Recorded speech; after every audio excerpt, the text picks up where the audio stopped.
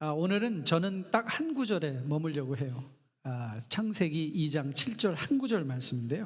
혹시 성경을 찾으셔도 되고 아니면 듣기만 하셔도 될 것 같습니다. 제가 한 구절 봉독해 올릴게요. 창세기 2장 7절입니다.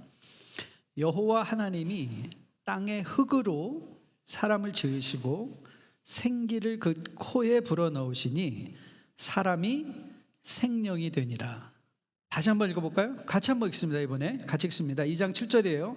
여호와 하나님이 땅의 흙으로 사람을 지으시고 생기를 그 코에 불어넣으시니 사람이 생명이 되니라. 아멘.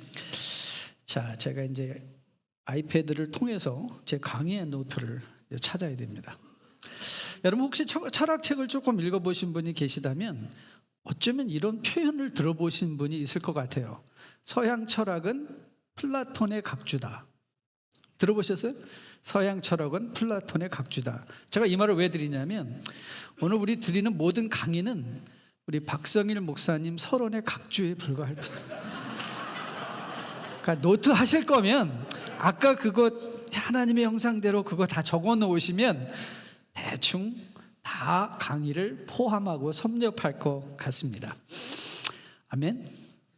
좋습니다.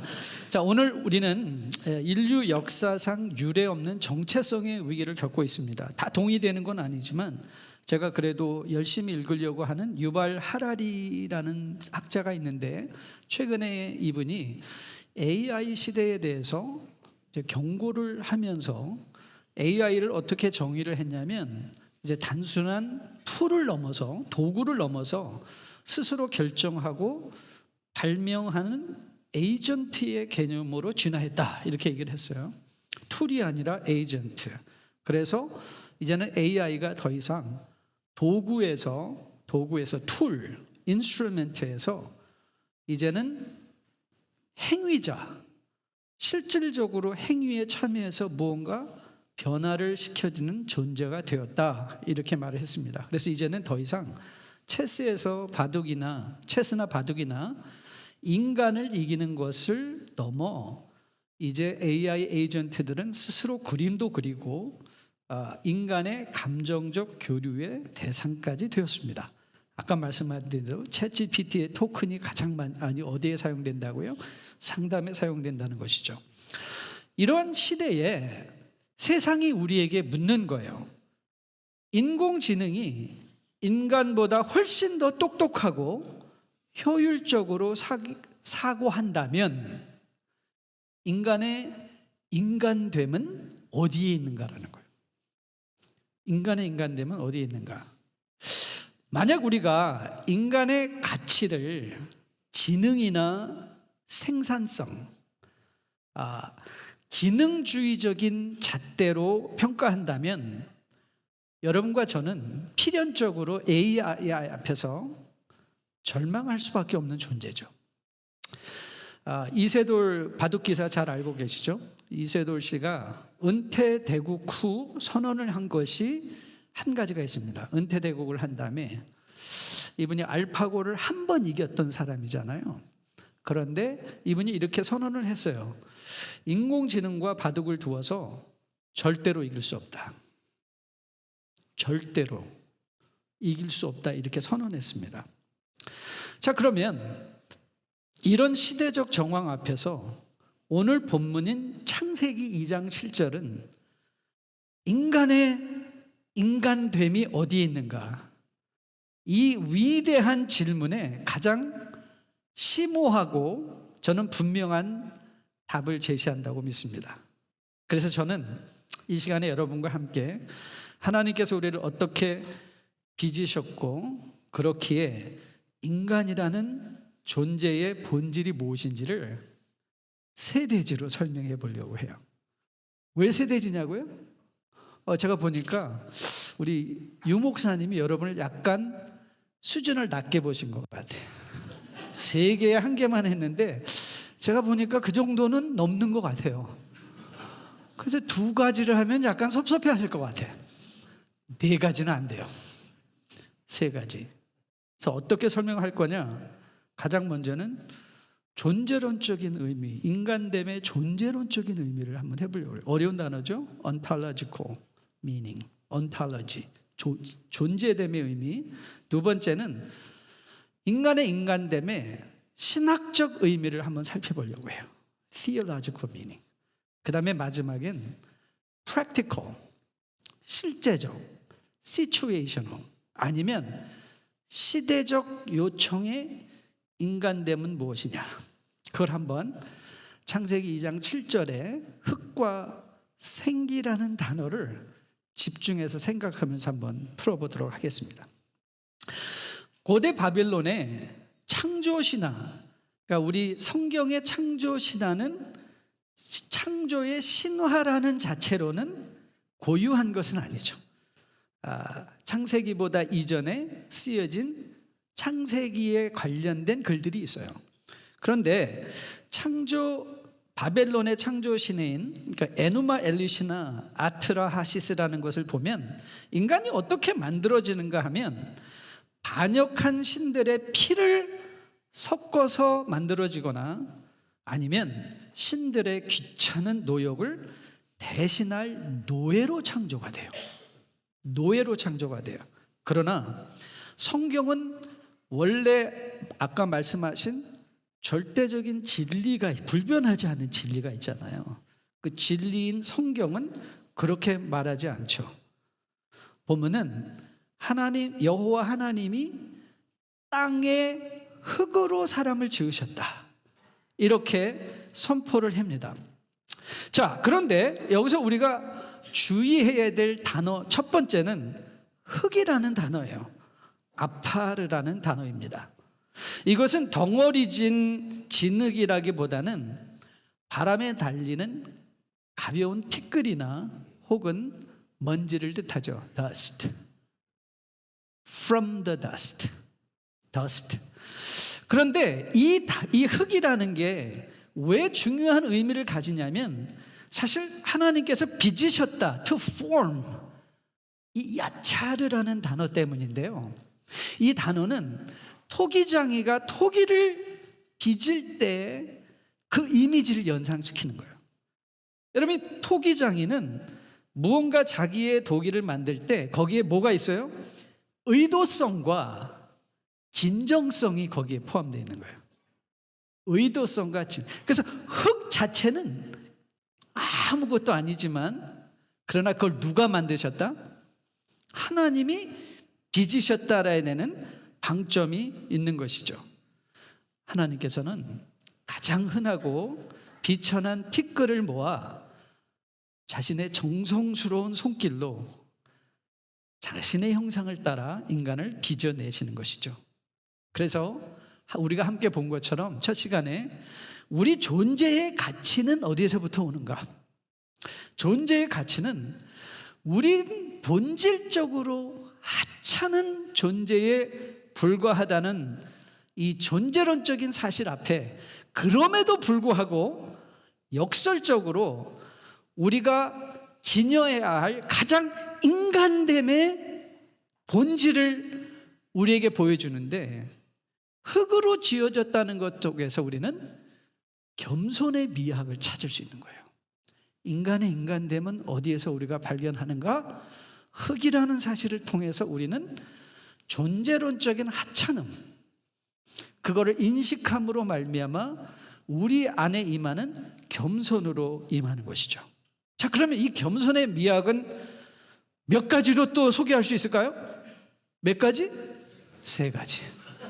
첫째, 벌써 이미 우리가 흙이라는 사실을 통해서 우리의 피조물됨을 자각하는데 가장 중요한 게 뭐죠? 유한성을 인정하는 거죠.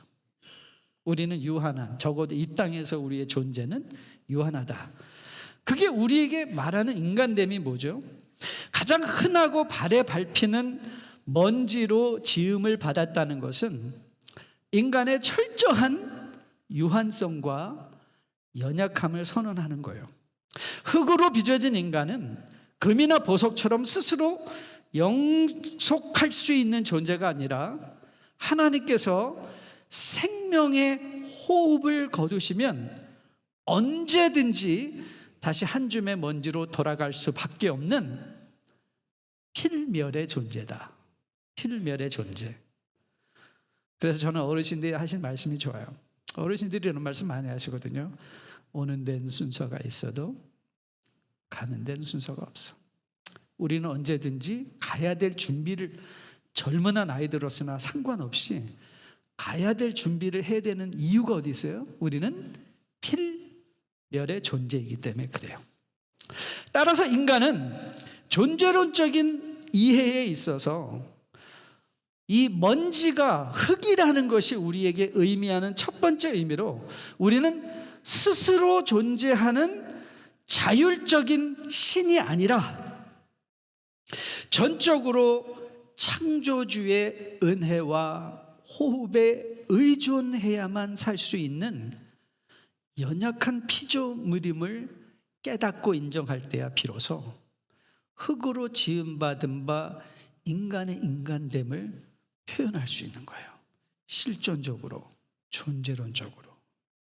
그런데 여러분, 이게 또 하나 이 겸손한, 왜 우리가 겸손하고 그것이 인간됨의, 흙으로 지음받은 인간됨의 첫 번째 요소인가를 우리는 또 어디서 깨달을 수 있는가? 유한성뿐만 아니라 필멸성뿐만 아니라 이 흙이라는 단어를 통해서 볼 수 있어요. 라틴 벌게이트 성경은 이 단어를 De limus terra라고 해요. terra라는 건 terrain이라는 말을 우리가 쓰잖아요. 그러니까 지형이나 혹은 흙이다, 땅이다. 그게 땅이라는 뜻이거든요. 근데 limus라는 뜻은 땅에서 출발한 진흙이라는, 덩어리 흙이라는 의미로 번역이 됐는데, 사실 라틴어에는 흙을 의미하는 또 한 가지 단어가 있어요. 저는 라틴어로 번역될 때 이 표현도 거기에 의미가 부여됐다고 생각하는데, 그 단어는 humus라는 단어입니다. humus. 그런데 이 진흙이라는 건 결국 먼지로부터 만들어지는 것이기 때문에 거기에 저는 이 의미를 의도적으로 포함했다고 생각하는데, 이 humus라는 단어가 왜 중요하냐면, 여러분 이 라틴어에서 우리가 흔히 사람을 가리켜서 human 그러잖아요. 그 단어의 어원이 되기도 하고요, 또 한 가지 중요한 단어의 어원이 됩니다. humility, 겸손의 어원이 되는 거예요. 이 humus라는 말에서 인간과 겸손이라는 단어가 동시적으로 보여지는 거죠. 흙으로 지어진 존재로 인간의 진정한 인간다움은 교만하게 높은 곳을 향하여 탑을 쌓는 존재가 아니라 사실은 낮은 자리로 내려가야만 가장 자연스러운 모습이 인간됨인 거예요. 낮은 곳으로 내려가는 것, 낮은 곳으로 내는 것. 그래서 우리의 흙으로 왔다는 그 존재의 사실로부터 우리는 인간의 유한성과 필멸성뿐만 아니라 우리의 지향점이 내 인생의 업적을 가지고 탑을 쌓는 존재가 아니라 흙으로 돌아가는 존재가 돼야 돼요. 흙으로 돌아간다. 세 번째는요, 이 humus라는 말이 또 하나 아주 의미가 있습니다. limus나 humus나. 여러분 정원에 정원에 관심 있는 분들은 가서 흙을 사올 때 그 흙이 한국말로는 부식토라고 해요. 그 부식토가 영어로는 뭔지 아시죠? humus예요. humus, 부식토, 썩은. 그런데 인간의 흙으로 왔다는 건 무리가 썩어져서 자신의 죽음과 썩어짐을 통한 인간의 존재됨은 생명의 배양에 있는 거예요. 또 다른 생명이 우리를 통하여 만들어진다. 언제 그러면 이 가장 좋은 부식토가 될 수 있는가? 잘게 부서지고 본래 생물학적인 형태를 알아볼 수 없는 정도로 썩어질수록 토양은 더 많은 수분과 양분을 머금고 새로운 씨앗을 발화시킬 수 있는 생명력을 갖는 거예요.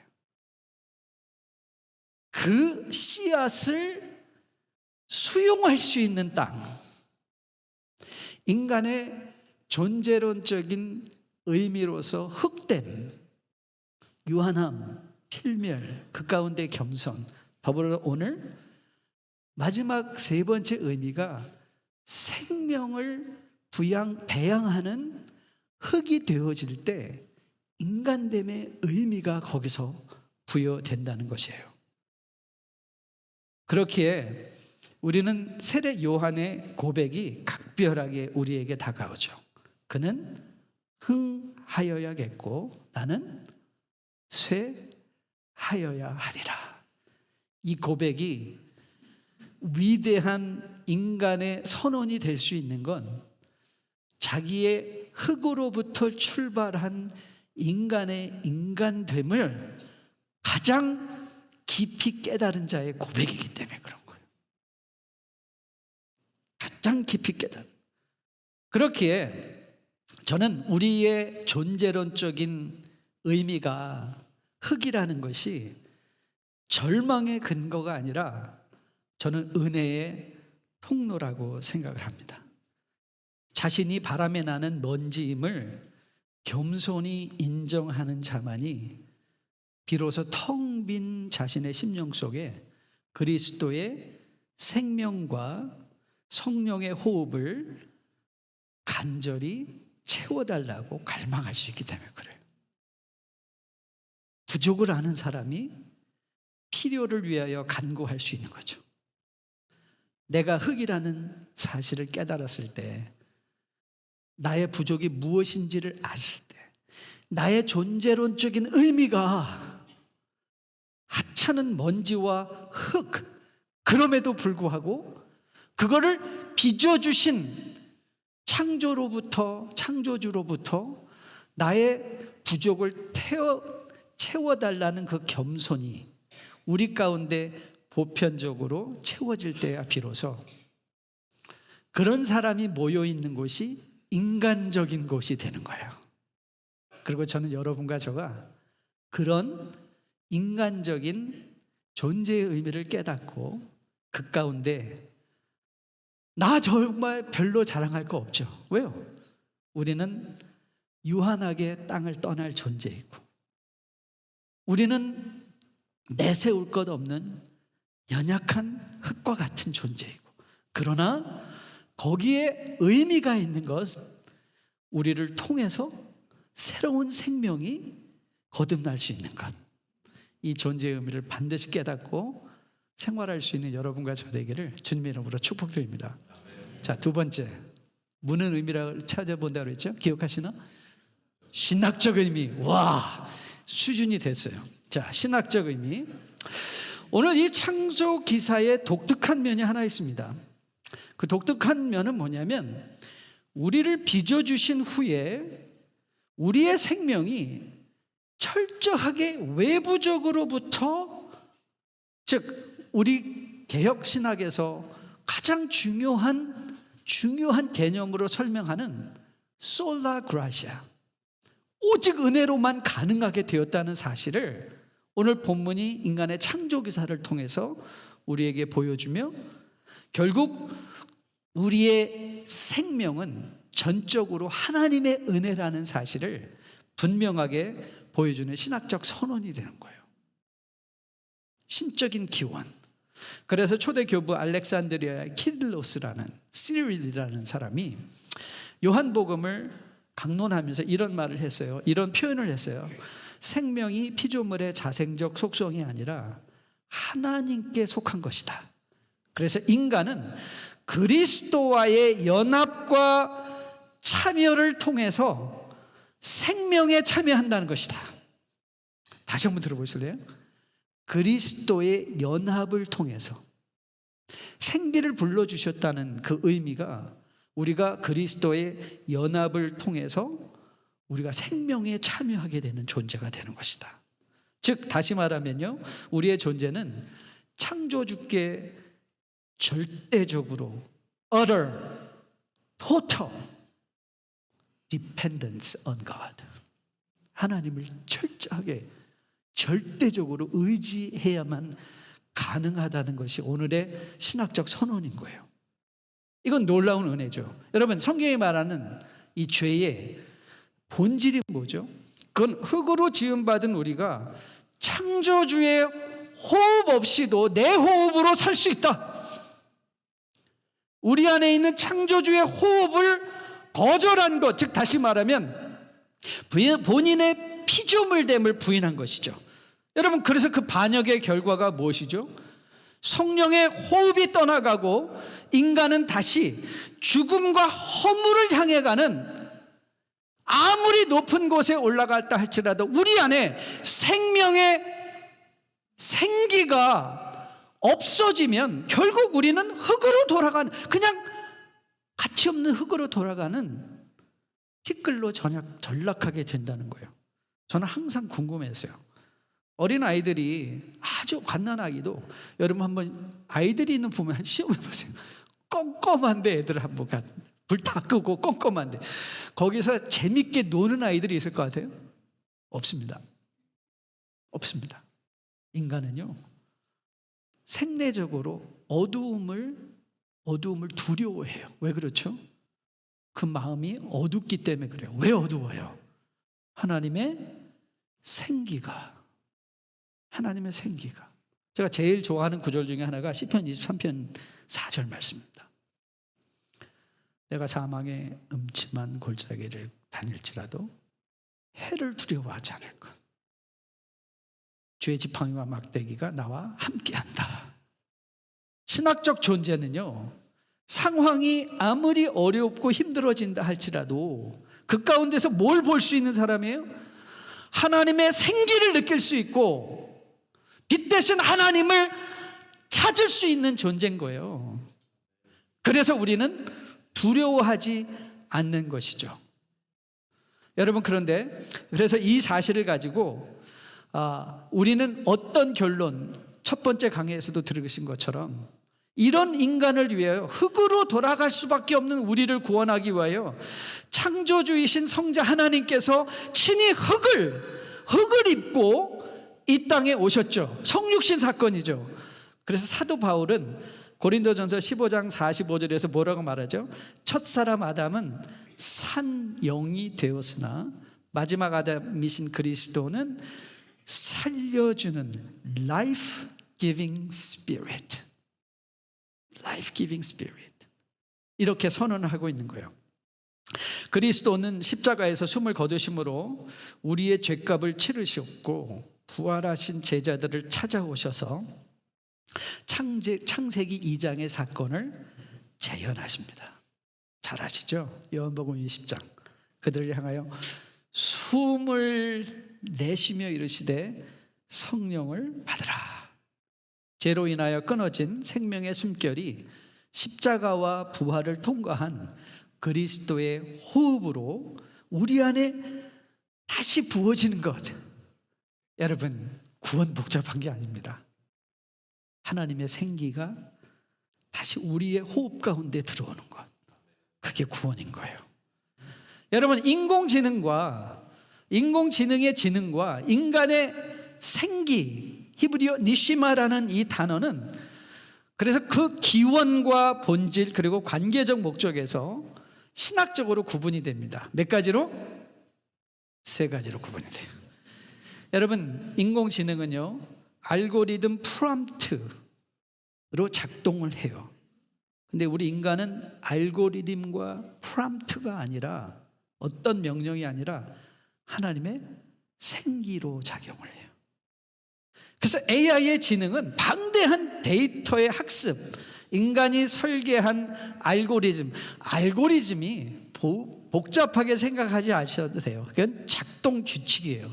작동 규칙. 그리고 전기가 공급돼서 작동하는 기계적 캘큘레이션의 결과물이에요.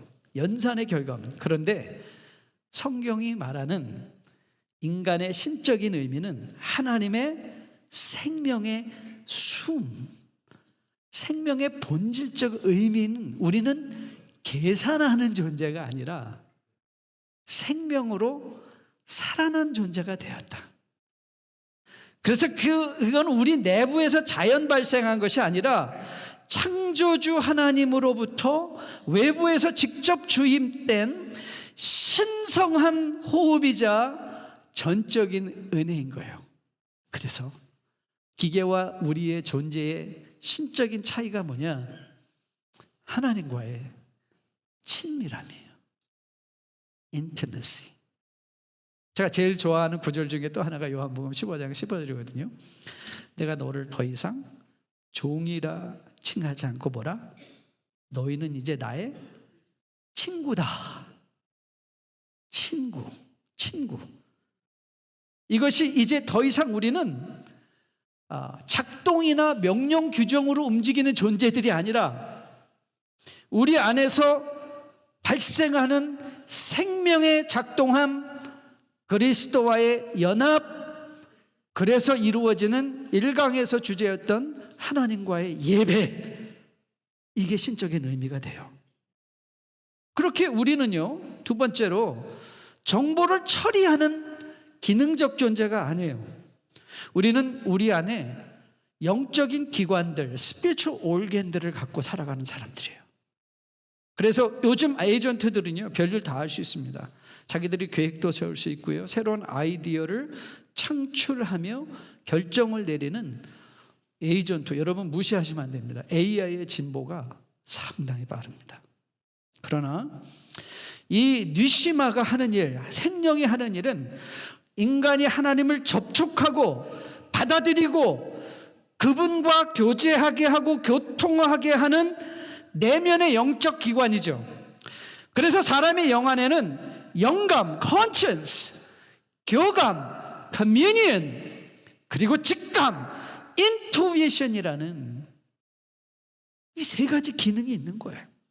그래서 하나님의 의를 계산하는 것이 아니라 분별하고, 그리고 그분을 우리가 인식하고 그분을 예배하는 자리까지 나가게 되는 것이죠. 그건 프람트가 아니에요. 저는 항상 하나님의 사랑을, 왜 하나님이 이렇게 복잡하게 하세요? 저는 굉장히 심플 마인드거든요. 하나님 그냥 우리를 순종하는 기계로 만들어 주시죠. 그 문제가 없었을 텐데. 근데 하나님은 그거 하고 싶지 않으신 거예요. 왠지 아세요? Because He wants to become friend to you. 친구가 되고 싶다는 거예요. 인격적 친밀함으로 함께 교제하고 관계하는. 그래서 제가 읽었던 책 중에, 이제는 뭐 그 책 읽는 분 없는 것 같아요. 김성일 씨가 쓴 책 중에 예전에 한때 막 너무 유행했었죠. 땅끝에서 오다 땅끝으로 가다. 재밌었어요. 신학적은 차치하고라도 내용 굉장히 재밌었거든요. 근데 이 김성일 씨가 또 책 한 권을 낸 거 있는데, 소설이 아니라 그래서 자기가 평소에 생각했던 하나님에 관한 모습들을 질문 형식으로 써놓은 책이 하나 있는데, 거기서 그분이 이런 말을 했어요. 근데 저는 그게 제 마음에 박혔어요. 하나님도 외로우셨나 보다. 저는 물론 하나님은 존재적으로 충족하신 분이니까, 충족하신 분이기 때문에 외로우실 리가 없겠죠. 그런데 인간적으로는 너무 이해가 됐어요. 하나님이 우리에게 자유의를 주시고 우리 안에 영적인 생기를 통해서 하나님을 우리가 말해서 우리 자녀들이, 여러분 얼마나, 자녀들이 오늘날 집에 왔더니 머리에 빨간 띠 딱 메고 방 안에서 딱 공부하다가 아버지 오셨는데 갑자기 나오세요. 아버지, 오늘도 너무 많이 수고하셨습니다. 저를 위해서 이렇게 고생하시고 이런 자영업을 통해서 그 비참한 거 다. 그러면 어떻게 되죠? 첫 번째 반응은 정신 차려 이놈의 뭐가 필요해. 그런데 실질적으로 만약에 그것이 자식의 진심이었다면, 이 부모가 느끼는 그 그 감격은 말로 형언할 수 없겠죠. 그렇죠? 여러분, 우리가 아까 father and son and daughter, 자식 부모의 관계잖아요. 여러분, 언제 하나님이 우리와 가장 우리를 기뻐하실까? 우리 안에 있는 하나님의 생기가 작동해서 아버지 예배합니다. 예배합니다. I want to worship you. 이 세상에 어떤 것이 아니라 하나님 자체가 우리의 경배의 대상이 된 그 모습을 하나님도 보기를 원하실 것 같아요. 이게 생기를 불어넣어서 우리에게 생명을 주신 신적인 의미예요. 아우러 더불어 우리는요, 단순한 데이터, 비물질적인 연결의 존재로서의 데이터가 아니라 우리는 살아있는 인격적 생명이 되는 거예요. 여러분, 제가 요즘 여러 가지 모자를 쓰고 있어요. 은퇴한 후에. 왜냐하면 리타이어가 타이어 새로 끼는 거 아시죠? 그래서 저는 지금 타이어가 여러 개 있어요. 그 중에 타이어 하나가 제가 요즘 어르신들 이 병원 통역을 하러 다녀요. 여러분, 건강한 게 뭔지 아세요? 건강한 거 별거 없습니다. 쾌면, 그게 뭐예요? 잘 자고, 회식 잘 먹고, 쾌변 잘 싸면, 그게 건강한 거예요. 그게 건강한 거예요. 다시 말하면 건강하다는 건요, 우리의 감각이 살아나 있다는 거예요. 이걸 왜 철학적 용어로 감각질이라고 해요. 감각질. 이거는 전달은 되는데 설명은 안 돼요. 우리 이 기쁨의 교회 성도님들은 이 퀴즈 기억하실 거예요. 커피의 세 가지 맛. 첫째는 무슨 맛이다? 괜찮아요. 그러니까 제가 또 할 수 있지. 그래도 좋아하실 거예요. 커피의 맛은요, 첫째는 원두 맛이에요. 원두가 좋은 원두는 맛있어요. 두 번째는 잔맛이에요. 좋은 잔에 마셔야 돼요. 아니, 좋은 잔이 아니라 예쁜 잔에 마셔야 돼요. 그래서 저는 항상 홈굿즈 같은 데 가면 머그 섹션을 반드시 돌아봐요. 제 커피를 맛있게 먹기 위해서. 마지막 커피 맛이 뭔지 아세요? 사람 맛이에요. 누구와 같이 마시나. 아무리 좋은 원두를 가지고 좋은 컵에 보기 싫은 사람과 앉아 있으면요, 완전히 탕약이에요. 탕약. 하지만 아무리 맛이 없는 커피라 할지라도 내가 좋아하는 사람과 함께 먹으면 그게 맛있는 맛이 돼요. 이게 감각질이에요. 내 삶이 아무리 고난하고 고통스럽고 사망의 음침한 골짜기에서 허우적거린다 할지라도 하나님 한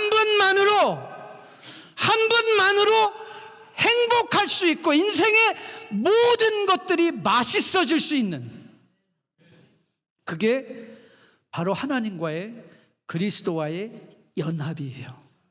그리고 그것이 우리가 지켜내야 될 신적인 선언이고 의미인 거예요. 여러분, 우리는 인간의 정체성은 지능만에 있는 게 아니에요. 땀을 흘리고 이웃과 살을 부대끼며 고통과 기쁨을 온몸으로 경험하는, 저는 이 단어가 멋있더라고요. 육화된 생명력, embodied life. 육화됐다. 생명이 육화됐다.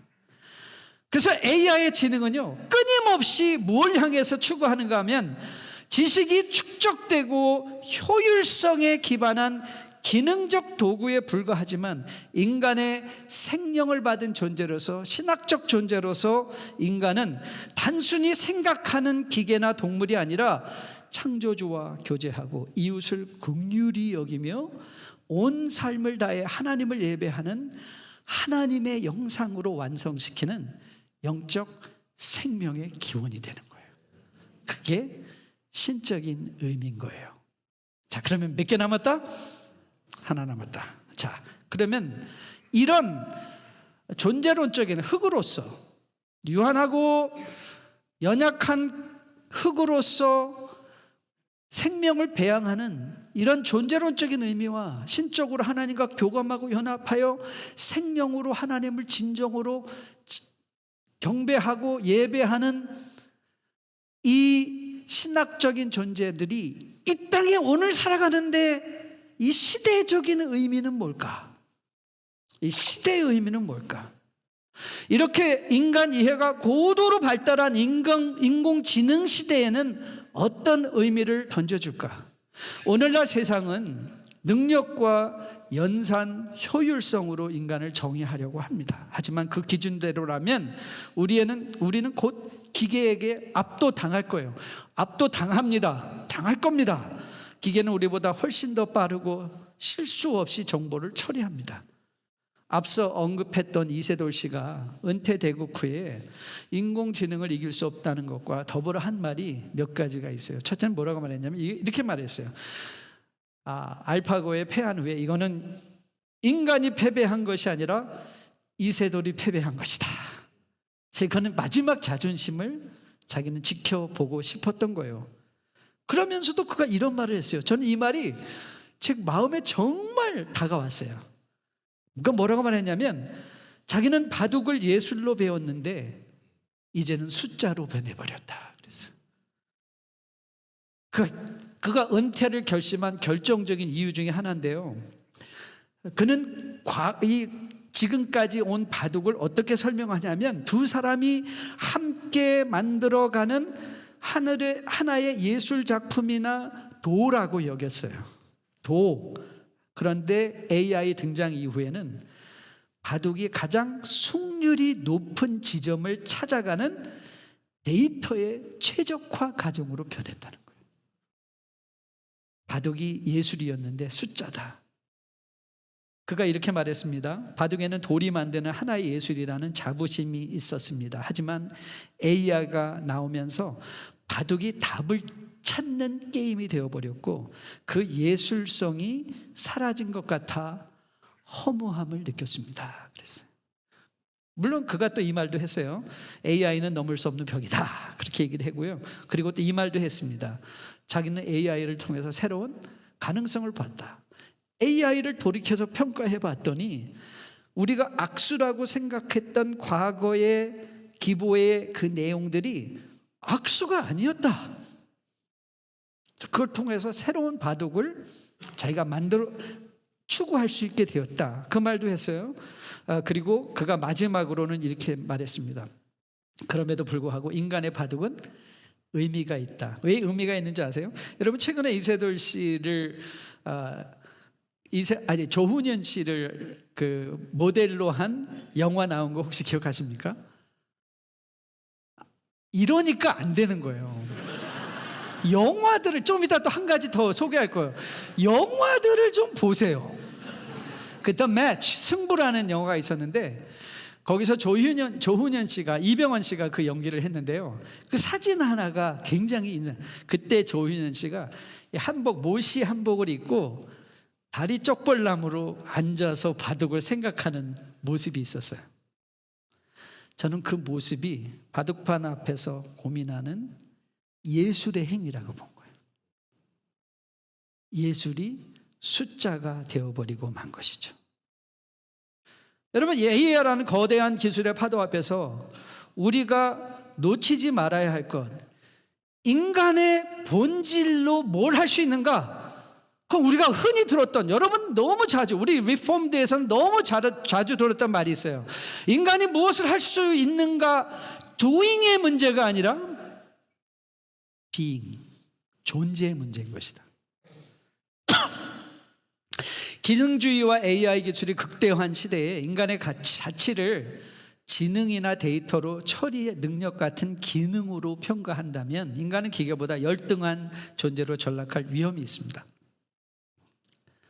하지만 인간은 기능적인 부속품이 아니라 흙과 하나님의 숨결이 결합된 통전적 생명, 네페시 하야, 이렇게 설명이 되는 거예요. 그래서 이 시대에 우리가 생명으로서 죄송합니다. 물 하나만 주시겠어요? 정체성을 회복하기 위해서 이제 구체적인 방법을 또 제시할 건데 몇 가지? 이번엔 4가지 할 거예요. 실력의 수준이 좀 늘어난 것 같아.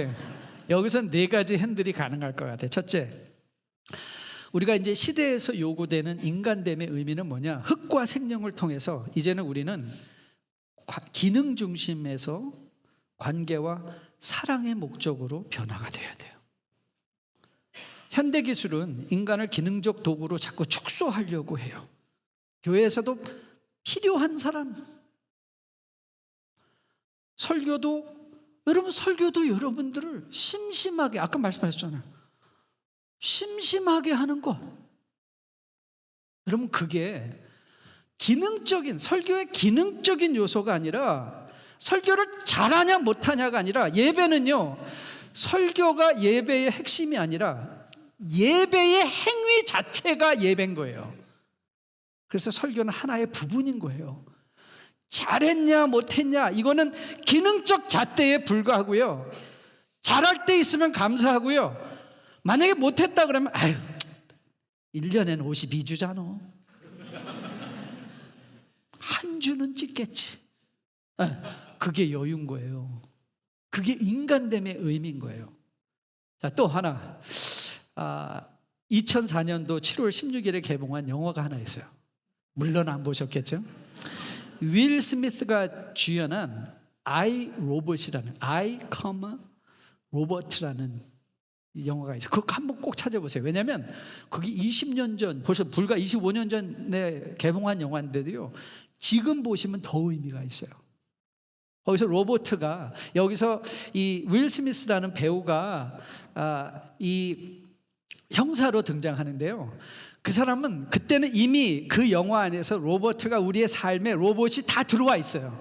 뭐 로봇이 다 행동하고 다 심부름 다 해주는데, 이 사람은 병적으로 로봇을 신뢰하지 않아요. 그리고 혐오를 해요. 로봇을 혐오. 그 혐오감이 어디서 왔나? 거기서 나중에 자기도 로봇 팔을 끼고 있어서 인공인간이에요. 그러면서 너는 왜 그렇게 로봇을 혐오하냐? 그랬을 때 자기 경험을 이렇게 설명을 해요. 아이와 함께 물에 빠졌는데 구조 로봇가 뛰어든 거예요. 뛰어들면서 자기는 형사니까 저 차에 갇혀있는 아이를 구하라고 계속 가르쳐요. 근데 구조 로봇은 계산을 해요. 계산을 해서 이 사람은 생존 가능성 75%, 저 여자애는 생존 가능성 50%. 그래서 누구를 구조했을까요? 자기가 구조당한 거예요. 여러분, 히브리어의 생명이라는 의미는요, 단순히 눈에 보이는 육체만을 의미하는 것이 아니라 육체의 능력과 한계를 모두 포함한 살아 숨쉬는 전 존재를 의미하는 거예요.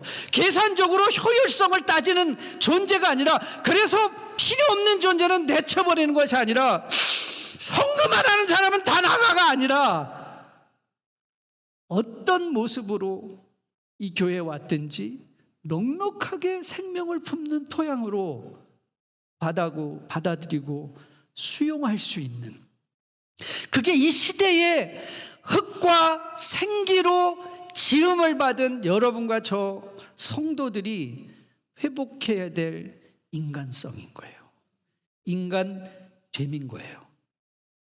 자신의 부족을 깨달았기에, 그래서 두 번째는 이웃을 향한 섬김을 실천하는 것이죠. 여러분, 이 기능주의 시대에 어디든지 나가면 시대의 정체성을 회복하는 길을, 시대의 자기의 능력을 과시하려고 권면하죠. PR이 뭐라고 그랬어요? 피할 것은 피하고 알릴 것은 알린다. 그래서 우리는 숨기는 게 너무 많아졌잖아요. 그렇죠? 피하는 것, 감추려는 것이 너무 많아졌어요. 여러분, C.S. 로이스가 미어 크리스티애니티에서 이런 말을 했어요. 저는 이게 너무 멋있더라고요. 참된 겸손은 자신을 낮게 생각하는 것이 아니라, 이건 열등감이에요. 자신을 낮게 생각하는 것이 아니라 자신에 대해서 덜 생각하는 것이다. Thinking less of yourself. 나 자신을. 여러분, 교만한 사람이 제일 못 견디는 사람이 누군지 아시죠? 교만한 사람이 못 견뎌요. 겸손한 사람은요, 저 사람이 지금 교만하다는 사실조차도 인식을 안 해요. 그냥 다 좋대요. 다 칭찬해줘요. 교만한 사람은요, 마치 좋은 옷을 아줌마들이 입고 왔어요. 비싼 샤넬 자켓을 입고 왔는데 그런 사람이 있거든요. 뚱뚱해 보여. 이건 인간이 아니에요. 그럼 무슨 말인지 아세요? 내가 입어야 어울리는데 네가 입으니까 그런 거야. 교만한 사람은요, 교만한 사람을 못 견뎌요. 그런데 겸손한 사람은요, 그 자체를 생각을 안 해요. 겸손함이 뭔지 아세요? 우리가 이 시대에 요청되어 한 알의 밀알이 땅에 떨어져서 썩어질 줄 아는 것. 근데 그 썩는 것조차도 우리는 생각을 못하는 그 단계까지 내려가는 거 쉽지 않겠죠? 하지만 충분히 도전은 해볼 만하겠죠. 그것이 인간됨의 회복인 거예요. 그리고 이 embodied life, 육화된 교제는요, 여러분, 이거는 생태계하고도 관련이 있죠. 그리고 또 하나, 이 연대성을 회복한다는 것. 우리가 지금 이민사회에도 한국에도 교회와 교회가 저는 더 많은 연대가 필요하다고 생각해요. 여러분, 중년의 남성들이 차를 좋아하는 이유가 뭔지 아세요? 중년만 좋아하는 건 아니겠죠, 그렇죠? 근데 특별하게 남자들은 너무 좋아해요. 왜냐하면 그게 왜 그러냐면 내비 처녀 때문에 그래요. 또 못 알아들으시는구나. 여러분, 우리 그 안에 GPS 내비는요, 내가 아무리 실수를 해도요, 아무 말 안 하고 다음 길을 알려줘요.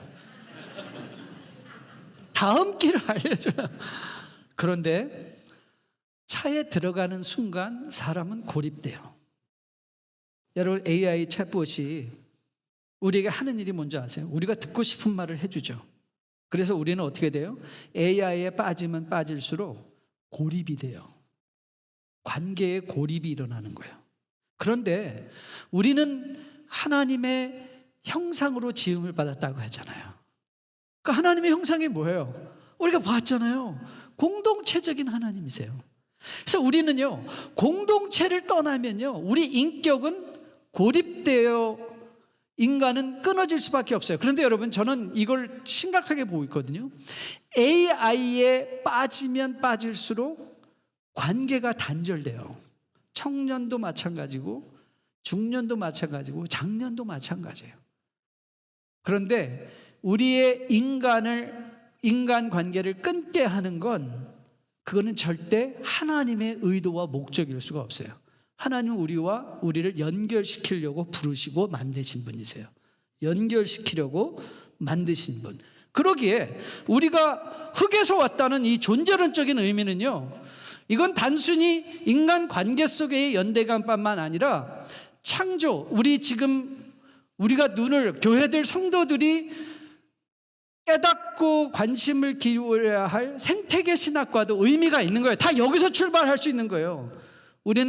우리가 몸담고 살아가는 이 생태계 또한 우리가 청지기로서 관리하고 연대하며 이거를 지켜내야 될 의무가 누구에게 있다? 하나님의 형상을 회복한 인간들 안에서 생기와 흙의 소중함을 우리 스스로 부여할 수 있는 생태계 신학에도 중요한 근간이 된다는 거죠.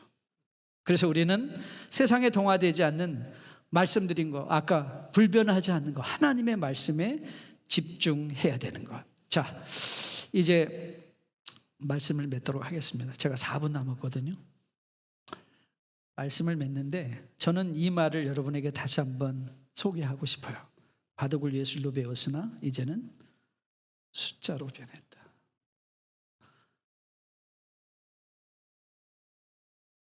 교회 공동체도 생명으로 시작했는데 이제는 3B만 남았다. Bodies, Budget, and Building. 숫자만 남았다. 몇 명 모여? 예산이 얼마야? 빌딩은 있어? 우리도 어느 순간에 마치 바둑이 예술로 시작했는데 숫자로 전락해진 것처럼 우리 공동체 또한 하나님의 생명으로 시작한 공동체가 숫자로 전락된 것은 아닌가.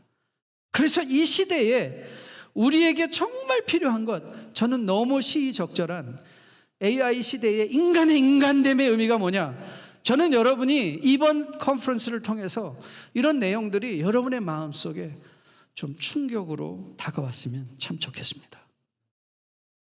우리 인간 역사의 가장 아름다운 책들 중에 햄릿이 있죠. 햄릿은 뭐라고 고민을 했죠? To be or not to be. This is the question. 여러분, 인간의 인간됨, 어느 학자가 나와서 그 말을 하더라고요. 근데 아직 답은 없어요. 인간의 인간됨, AI와의 비교해서 인간의 인간됨의 가장 중요한 문제는, 중요한 특이점은 망설임이라는 거예요. To be or not to be. To do it or not do it. To buy or not to buy. 망설임, 그리고 의심. 의심하는 거예요. 하나님이 계신 거 맞아? 야, 내가 이렇게 살아도 돼? 이게 옳은 길이야? 그리고 주저함, 부족함. 그러니까 여러분, 인간됨을 회복한다는 것은요, 좀 너무 타박하지 마세요. 망설이는 자, 의심하는 자, 의심하는 사람 앞에서 자녀들한테도 의심한다. 너무 구박하지 마세요. 그래, 너도 인간이구나. 그리고 그냥 같이 밥 먹으세요. 밥 먹으세요. 공동체 안에서도 좀 이제 그만 빠지세요. 망설인다고 손가락질 하지 마시고, 의심한다고 손가락질 하지 마시고요. 우리가 흙이니까 좋은 흙일수록요, 모든 씨앗을 포용할 수 있는 게 좋은 흙인 거예요. 그래서 여러분과 저가 이 AI 시대에 이제 남겨진 5번의 강의가 있을 텐데 좀 충격받을 준비를 하시고요. 그리고 이 시대에 인간됨을 회복한다는 게 뭐냐? 저는 오늘 존재론적인 흙의 의미를 살펴보았고, 생기로서 신학적인 의미를 살펴보았고, 그 생명을 소유한 주의 백성들이 이 시대에는 어떤 모습을 가지고 살아야 되는가? 저는 다른 어떤 것보다도 우리 여러분이 속한 공동체 안에는 망설이는 자들이 주저없이 망설임을 보일 수 있고, 의심하는 자들이 주저없이 의심을 표현할 수 있고, 갈등하는 자들이 자신의 갈등을 나눌 수 있고, 그것에 정답을 주는 사람이 아니라, 여러분 정답을 주려 하지 마시고 끌어안고 같이 먹고, 좋은 잔 살 때 하나 사지 마시고 2개 사셔서 커피도 같이 나눠 마시시고, 그런 아름다운 인간성, 인간됨을 회복하는 우리 모두 되기를 주님의 이름으로 축복드립니다.